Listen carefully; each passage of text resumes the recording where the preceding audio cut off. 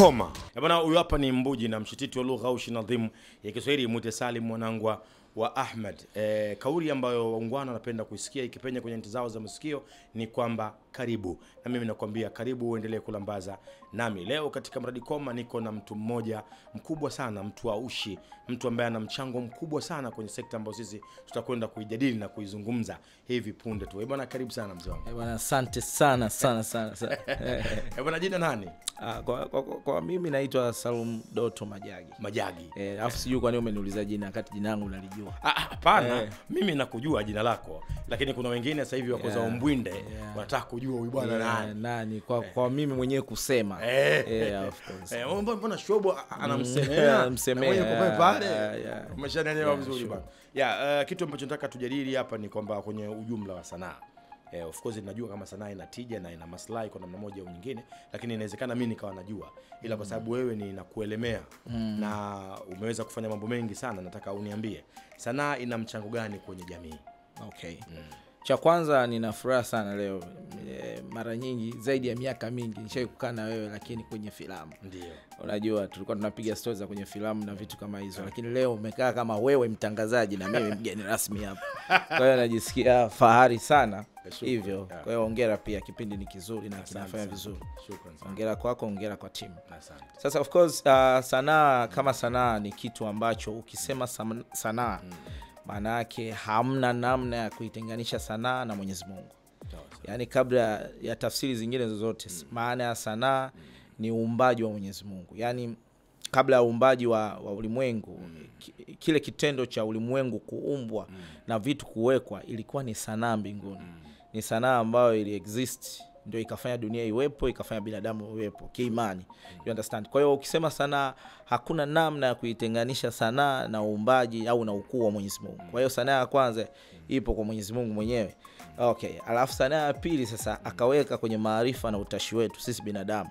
Sasa tukawa tuna maarifa na utashi ya kuishi through tunachoishi kwa kila kitu ni sanaa.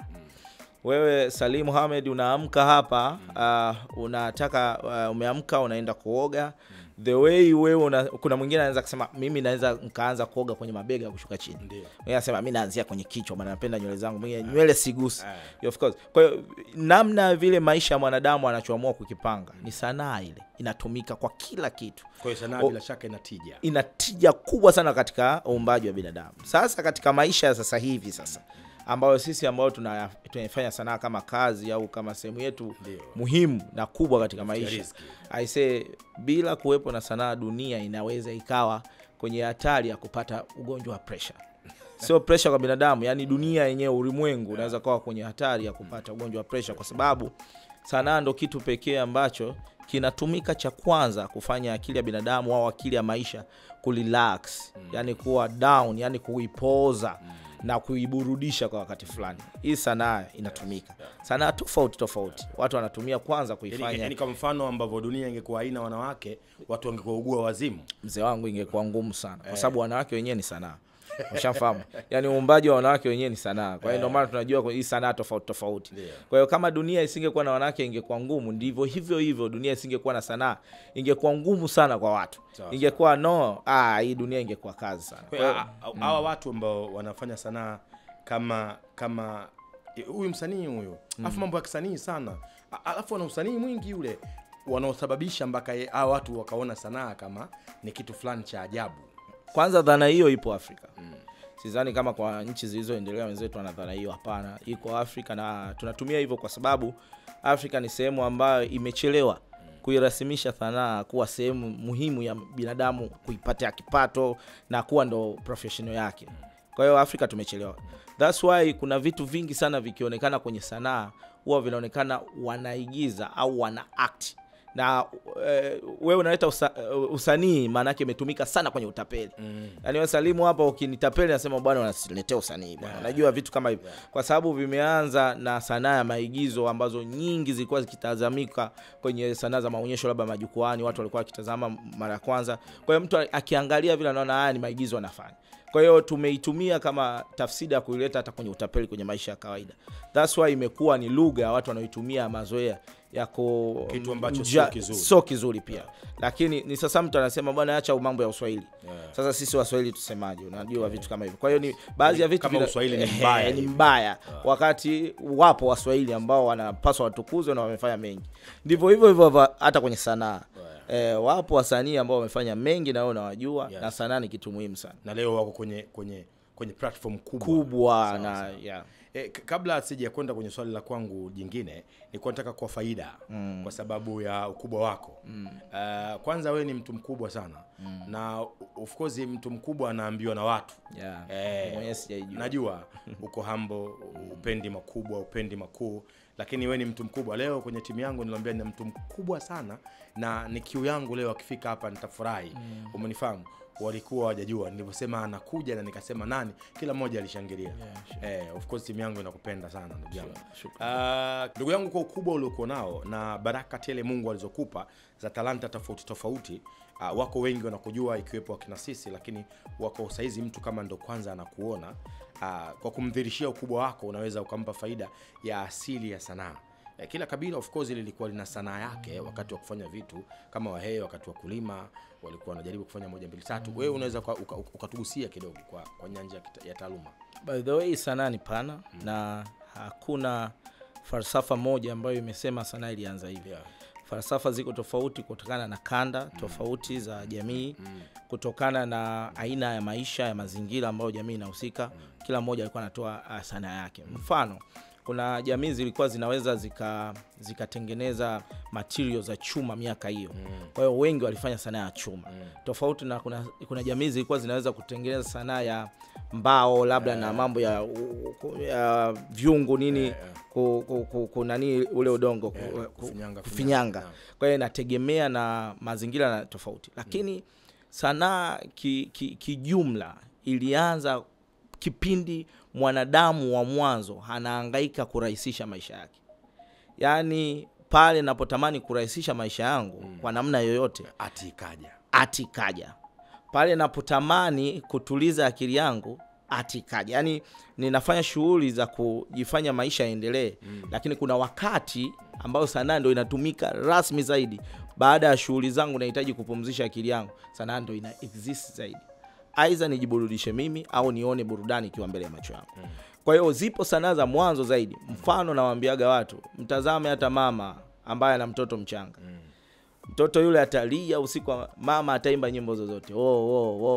Nyamaza, ne mpaka mtoto anafanyaje? Analala. Ile ni sanaa. Ukiangalia yule mama hakuna sehemu aliyofundishwa, hakuna sehemu, lakini kuna namna ya kuwasiliana kati ya binadamu na binadamu kupitia sanaa. Yaani ni sehemu ambayo tunaweza tukawasiliana kwenye maumivu, tunaweza tukawasiliana kwenye raha. Kwa hiyo mwanzo kulikuwa na majigambo ambayo yapo utani kwa sisi wa Afrika. Watu wapo tu wanajigamba shambani.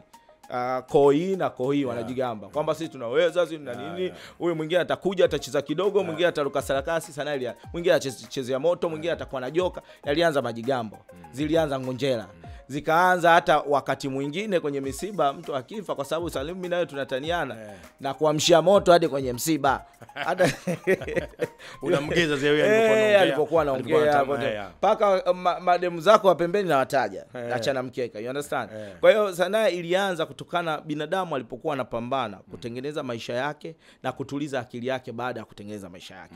Kwa hiyo inategemeana kutokana na dhana na kanda tofauti according hivyo. Kwa hiyo Afrika kama ulivyosema, kuna majigambo, kuna ngonjera, kuna sanaa za mashairi, kuna sanaa zingine zipo za uchoraji, uchongaji. Mimi na wewe kwa sababu tuna urafiki mkubwa na tuna utani, na kuomba kidogo kama nitakuwa nimekufa usije pale ukawataja mademu, kwa sababu ukiwataja unaweza ukafanya pressure kubwa. Sasa unajua pia kwenye utani inabidi unitulize. Hata ukisema nikutulize nitakutuliza. Inabidi unitulize. Kuna namna ya kiwango lazima ukitulize ili nitulize. Kwa sababu unajua unaweza ukaua watu. Container lako ni jipya kabisa, haijua kabisa, haijafunguka kabisa. Bwana mimi nafurahi alafu na enjoy sana. Nataka nijue changamoto ambazo unakutana nazo. Mimi naweza nikawa shuhuda wa mambo mengi kupitia kwako. Vijana ambao umewasaidia, vijana ambao wanapita kwenye mkono wako na umekuwa na baraka hizo. Yani umekuwa kama mtu mwenye makarama. Mtu akipita kwako basi anakuwa anasifika au atapata jina au chochote kikianza na wewe. Tunaziona kazi zote ambazo zinaonekana hapa. Juzi kati niliwaambia watoto, mnaiona hii Siyabonga, director wa hii kazi ni Salum Majagi. Umenifahamu vizuri. Kama miaka ile tumefanya Siyabonga na sasa unafanya makubwa sana, na nikupe hongera pia. Nimeona kwenye music unafanya vitu vikubwa na madirector ambao uliwakuta au wapo wanakuogopa. Kama wakwambii, mimi nakwambia leo. Na ndio kitu kizuri hicho, watu kuogopana, kutengeneza baadhi ya ndio tunakuwa. Nataka unipe changamoto ambazo umekutana nazo.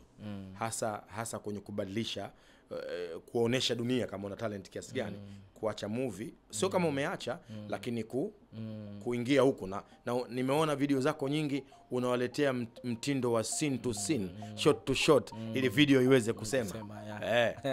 Watu wakikosa kitu kizuri hata kibaya kwao kinakuwa kizuri. Yeah, of course. Naona umenitrigger vizuri swali hapa. Anyway, kama nimekuwa chawa baadaye kutoka kwenye mashine 10. Anyway, cha kwanza nashukuru sana. Na niwe mkweli kabisa, hakuna Siyabonga kama wewe kuniamini. Unajua Salim, mbali na kufanya kazi, tulikuwa marafiki, washikaji, tunashare mambo mengi. Lakini pia wewe ni mmoja wa watu miongoni sana ulikuwa unasema jamani, huyu jamaa naoma sana.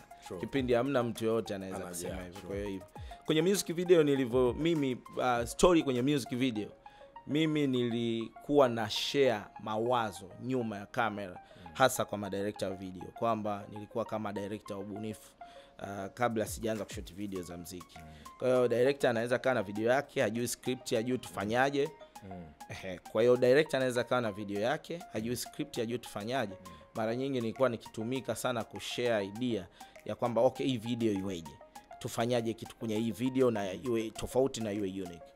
Kwa hiyo nilikuwa na rafiki yangu anaitwa Director Ivan, nilikuwa nikisaidiana naye zaidi katika video za mwanzo sasa kufanya.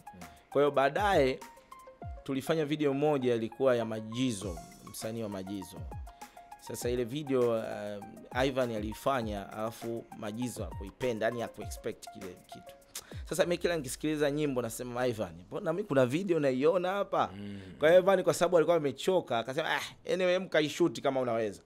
Kwa hiyo nilishoot ile video inaitwa Maumivu ya Mfalme Ninja. Ukiangalia ni ya miaka mingi, lakini ukitazama nilifanya filamu kwenye muziki wa video, kwenye music video. Nilifanya filamu kwenye music video. Kwa maana ndogo niligundua kwamba okay, video zinakuwa freestyle. Watu wanaweza wakashoot shot kali, mrembo mkali, lakini mimi nitamani mtu hata akimute muziki aweze kuielewa hii video ina maana gani. Kwa hiyo inaweza ikawa club au bar, watu wana kelele, lakini kwenye TV video inacheza pale, hata mlevi aweze kujua okay, kumbe hii video jamaa anasema ameumizwa kimapenzi, au hii video jamaa anasema anajitafuta, you understand. Kwa hiyo nikawa na video ambazo naweza nikaweka filamu ndani ya dakika 3 au dakika 2, nikaiweka filamu na wakaielewa na kusema wow, hii ni nini, you understand. Kwa hiyo mimi nilikuja kwa mfumo mpya, kwa sababu nilijua weakness iko wapi ya kufanya filamu ndani ya music video, na ikafanikiwa, na ikawa watu wengi wakiona video yangu wana huyu itakuwa ni Majagi. Na nakumbuka hata siku moja Anskana akaniuliza, unawezaje kuweka yani dakika 3 mtu akaelewa story? Nikamwambia kwa sababu mimi nimefanya filamu. Kwa hiyo sio poa, na nashukuru hata madirector wenzangu hata wanapokuama kwenye nyimbo za story, mara nyingi wananicheki, bana hebu hii nyimbo sielewi bana nisaidie. Karibia madirector wote hakuna ambaye sijafanya naye. Kwa hiyo through hiyo wameelewa kwamba okay, huyu jamaa ana upekee ambao hadi leo haujajibiwa. Una upekee wa pekee yako. Ndio maana hadi leo hajajibiwa. Kwa hiyo hata mtu akitaka video ambayo ina deep story atasema mtafute Majagi. Kwa hiyo hadi leo hajajibiwa. Lakini kitu cha pili, hakujatokea director ambaye anaweza kufanya filamu kwa same time kwa level ile kubwa international, na akafanya music video kwa same time kwa level ile ya international. Haijatokea. Kwa hiyo mara nyingine watu wanauliza unawezaje kujigawa hivyo? Lakini kwa sababu gani? Kichwa changu ni benki ya maarifa. Ndio. ambayo yalitengenezwa muda mrefu na bado yako mengi. Sure. Unajua watu mimi wanawaambia kwamba ukiona una vitu vingi Afrika vifanye vioneshe kwa sababu kama ni kufanya vitu vingi ni dhambi, leo Said Salim Bakhresa au sabana asingekuwa na vitu vyote, angebaki na ungangano lakini mpaka askilimu hajaiacha, umenifahamu, mpaka biskuti na ameanza na nazi mpaka ukiacha Said Salim Bakhresa unakutana na Mo pamoja na vitu vingi, lakini bado hata kibiriti atakikukiacha. Kwa Afrika hata mbele si dhambi, watu wanafanya vitu vitatu, wanafanya vitu vinne, au sio bana? Mimi kwa mfano leo nisingechagua jukwaa hili, jukwaa la kuzungumza, ningezungumza kwenye filamu gani kama mtangazaji? Ingekuwa kazi. Umeelewa vizuri bwana? Kwa hiyo vitu ambavyo unavifanya mimi naendelea kukupa kongole sana. Na vinapungua. Vinapungua. Kabla ya kuingia kwenye kipindi nimekwambia zamani watu walikuwa wanaenda kwenye makaburi. Wanaomba na wanafanikiwa. Kwa sababu wale wazee wanakuwa wamekufa na matilio mengi sana. Hapo hawakutoaga yani. Kwa hiyo mtu anaona bora nikapunguziwe bwana. Kwa hiyo bora tu yapunguze. Umeelewa? Na tukiendelea kuyaacha dharau zinakuwa nyingi. Umeelewa vizuri? Nataka uniambie kitu ambacho unajua changamoto zipo, lakini udwanzi ambao upendi na ushakutana nao sana hasa kwenye kazi hii ya sanaa, kwa sababu bado tunazungumzia sanaa kama inatija na tumekubaliana kama inatija, na of course mimi siwezi kukupinga kama haina tija. Umeelewa? Wako tu watu wanainajisi. Lakini nataka udwanzi ambao unakuaga upendi. Tricky sana, ushatokea kwenye video fulani, umenifahamu Zailisa fanya hivi kafanya hivi, umeelewa vizuri bana. Kuna issue moja Masajena unampa bunduki ashute anajichekesha, sio? Unaelewa vizuri. Kuna udwanzi ambao sometimes utakuwa wewe upendi, sema no sweat, unavumilia ili kazi ya watu iweze kwenda. Watu industry ina watu wengi ambao wadwanzi. Yani hilo la kwanza, yani kuna watu yani ukiwaangalia mwenyewe unasema hao nafanya nao kazi, you understand? Industries za sisi watu weusi kuna mamluki wengi. Ukiachana na udwanzi wa Rodrick anampa hela alafu amekula hajaja kuwa PM. Udwanzi ule mtoto. Rodrick kipengele, umeelewa? Watu wengi ni mamluki, yani kwa namna moja. Yani watu hawako serious na wajua wanataka ni kitu gani. Salimu wewe kwa sababu ndugu yangu basi nikwambie wewe ni PM mzuri. Sawa. Na nitakufundisha tutakuwa PM, hakuna. Alafu kwa sababu wewe kuna msichana mzuri unamtaka, unataka kumweka kwenye character, imradi tu umle, huo ni udwanzi. Lakini tuna watu wengi wanajihusisha na hii kazi ya sanaa ambao hawakupaswa kuwepo hapa. Hiyo ni kubwa sana ambayo ndio maana sanaa inakosa heshima. Inakosa namna ya mtu kusema okay, hii ni kiwanda, ni industry ambayo inatazamiwa vizuri. Unajua kuna wakati nasema hata katika industry ya filamu tunakosa hata watu wa maana wa kudili nao, kwa sababu sisi wenyewe hatuko kwa namna ya kimaana. Yani mtu akituona anatuona si namna ya kimaana. Ni kama genge la watu ambao wapo wamekaa wanatafuta tu sehemu ya kupoteza muda au sehemu ya kupata 200-300, lakini hatuna malengo na iko kitu tunachokifanya. Kwa hiyo udwanzi wa kwanza ni kuwa na mamluki wengi kwenye kiwanda, kuanzia wale wanaochakata chini mpaka wale wanaotusaidia sisi kazi kufika kwa walaji. Mimi naweza, haki ya Mungu naweza. Unampa nafasi mtoto mjomba kwa shangazi, babu kwa dada, demu mkali kama hivyo unavyozungumza. Au kuna mtu mwingine tu ana budget, basi anasema mimi mwenyewe director naweza nikaelekeza ninachokitaka. Umeona hiyo shughuli? Alafu sasa wewe ushapewa lundo liko mezani, unafanyaje? Kuna namna tunapaswa tujifunze. Na hii yote inatokana na namna watu jinsi wanavyoweza kujiposition. Mfano, siongee moja kwa moja kwamba watu hawako professional. Ziko kazi zina watu professional na wana consider na watu professional. Mfano, mimi nilishai kupigiwa simu mwaka juzi saa 7 mchana, nilikuwa nimelala. Sikuwa nimelala kwa sababu ya uvivu, nilikuwa nimekesha mpaka asubuhi pale nikawa nimepumzika. Nilipigiwa simu, bwana, hello, njoo kwenye audition sehemu fulani. Sasa angekuwa director mwingine angeuliza audition ya nini? Lakini yule mtu alinyooka, kuna documentary video shoot, njoo audition. Kwa hiyo nikauliza audition ya nini, kaambiwa kuna taasisi nataka kufanya documentary. So nilipofika pale niliwakuta directors wenzangu wengi, sio mimi peke yangu. Lakini wale jamaa kwa sababu ni professional, kila mtu anapaswa afanye audition pale, ingawa wao walitaka huduma yangu lakini lazima ufanye audition. Kwa hiyo tulifanya audition, mimi nikapita nikafanya documentary ya Yanga. Sijui mpira, sijui kitu gani, lakini Yanga kaniamini from nowhere kwa sababu tu ya CV yangu waliokuwa kitazama taasisi kama Yanga wanakuamini, wanakupa millions of money utengeneze documentary yako. Kwa hiyo nilikaa nao wiki karibia miezi miwili, nili experience vitu vingi sana ambavyo sisi filmmakers tunapaswa tujifunze kufanya kazi professional na kudili na watu professional kwenye vitu tunavyofanya. Waduanzi ni wengi zaidi wanaotufelisha, na sisi tunawafelisha kwa sababu tunakuwa tuwaambie ukweli waduanzi. Kwa sababu umenipa story kwenye hiyo life yako, na mimi naomba nikupe waduanzi fulani. Kulikuwa kuna audition moja, alikuwa anatafutwa modo. Of course mambo ya mamodo, lakini anatafutwa mtu kwa ajili ya tangazo. Kwa hiyo wakawa wameenda mamodo. Mamodo wengi hawezi kuact. Kwa hiyo wakawa wamechemka audition ya kwanza, audition ya pili. Mzungu kasusa kama kuna watu tuondoke. Tatafuta hata Kenya huko. Akasema hapana, tuwaite waigizaji. Kumbe walikuwa wanaogopa waigizaji kwa sababu kuna udwanzi hapo mwingi. Hiyo ni kweli. Kuna huko mimi namba yangu kama 500 na ngapi hivi. Wameenda watu, mzungu anataka ufike pale, uchukue gitaa, alafu uiangalie audience, upige rhythm, alafu uimbie. Mzungu anataka aone hicho kitu. Umenielewa bwana? Nikaenda pale, siku hizo nina njaa sana. Nina njaa ndugu yangu za hatari, na Kambagala. Nikafika pale, mzungu anaongea Kiingereza, anajua kwamba labda kile Kiingereza akiwaambia wale watu hawatufikishii vizuri. Ananiuliza mara mbili, umenielewa? Nikamwambia mimi nimeelewa. Kwa sababu nimekaa muda mrefu hapa, maelekezo yote nimejua. Kwa hiyo nilivyofanya movement ile cutwork, nikachukua gitaa, nikaiangalia audience. Kabla sijafanya chochote, mzungu akapiga fantastic gabo. Umenielewa vizuri hiyo njani nilofanya hapo? Basi udwanzi ukaanzia hapo kaka. Hapo mzungu alivyokuwa amenipitisha, watu wakaanza kunipangia hela. Watu kati. Unajua sikiliza hapa niko na unajua pia tumepambana nyuma, unajua. Udwanzi upo. Umeelewa, mfano mwenyewe unao. Udwanzi upo sana kwenye industry. Safi. Bwana, huyu hapa ni Mbuji na mshititi wa lugha aushi na adhim ya Kiswahili, Salim Mwanangu Ahmed. Leo nilikuwa na director mkubwa sana kwenye hii tasnia na amefanya vitu vikubwa sana. Najua amelambaza nawe na umepata maarifa mengi stahiki. Endelea kulambaza nami ili uweze kupata maarifa mengi zaidi na ziada yake. Mimi nao kuachia leo ni kwamba usiogope kufeli kwenye maisha, kwani maisha ya kuja na maelekezo. Mpaka wiki ijayo, asante.